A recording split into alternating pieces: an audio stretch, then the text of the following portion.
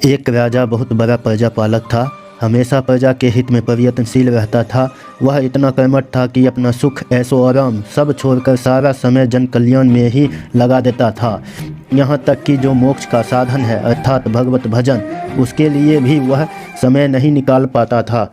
एक सुबह राजा वन की तरफ भ्रमण करने के लिए जा रहा था कि उसे एक देव के दर्शन हुए। राजा ने देव को प्रणाम करते हुए उनका अभिनंदन किया और देव के हाथों में एक लंबी चौड़ी पुस्तक देखकर उसने पूछा, महाराज आपके हाथ में यह क्या है? देव बोले, राजन यह हमारा बही खाता है जिसमें सभी भजन करने वालों के नाम हैं। राजा ने निराशा युक्त भाव से कहा, कृपया देखिए तो इस किताब में कहीं मेरा नाम भी है या नहीं।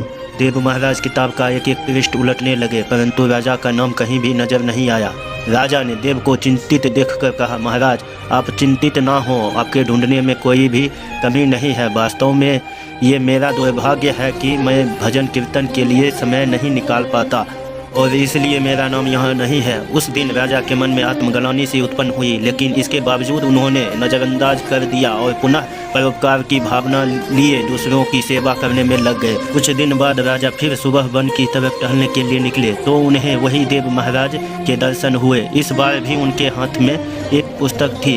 इस पुस्तक के रंग और आकार में बहुत भेद था और यह पहली वाली से काफ़ी छोटी भी थी। राजा ने फिर उन्हें प्रणाम करते हुए पूछा, महाराज आज कौन सा बही खाता अपने हाथों में लिया हुआ है?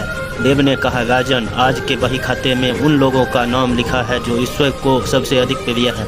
राजा ने कहा, कितने भाग्यशाली होंगे वे लोग, निश्चित ही वे दिन रात भगवत भजन में लीन रहते होंगे। क्या इस पुस्तक में कोई मेरे राज्य का भी नागरिक है? देव महाराज ने बही खाता खोला और ये क्या, पहले पन्ने पर पहला नाम राजा का ही था। राजा ने आश्चर्यचकित होकर पूछा, महाराज मेरा नाम इसमें कैसे लिखा हुआ है? मैं तो मंदिर भी कभी कभार ही जाता हूँ। देव ने कहा, राजन इसमें आश्चर्य की बात क्या है? जो लोग निष्काम होकर संसार की सेवा करते हैं, जो लोग संसार के उपकार में अपना जीवन अर्पण करते हैं, जो लोग मुक्ति का लोभ भी त्याग कर प्रभु के निर्बल संतानों की सेवा सहायता में अपना योगदान देते हैं, उन त्यागी महापुरुषों का भजन स्वयं ईश्वर करता है। ए राजन तू मत पछता कि तू पूजा पाठ नहीं करता, लोगों की सेवा कर, तू असल में भगवान की ही पूजा करता है।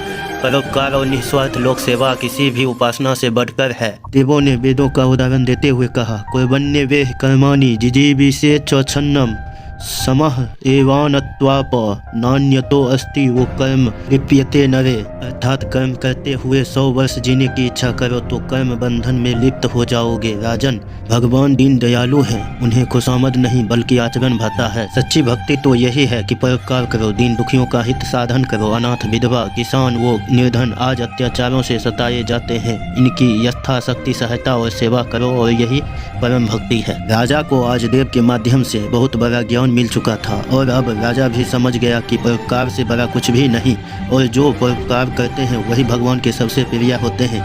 मित्रों, जो व्यक्ति निस्वार्थ भाव से लोगों की सेवा करने के लिए आगे आते हैं, परमात्मा हर समय उनके कल्याण के लिए यत्न करता है। हमारे पूर्वजों ने भी कहा है, परोपकाराय पुण्याय भवति, अर्थात दूसरों के लिए जीना, दूसरों की सेवा को ही पूजा समझकर कर्म करना, परोपकार के लिए अपने जीवन को सार्थक बनाना ही सबसे बड़ा पुण्य है। और जब आप भी ऐसा करेंगे तो स्वतः ही आप वह ईश्वर के प्रिय भक्तों में शामिल हो जाएंगे।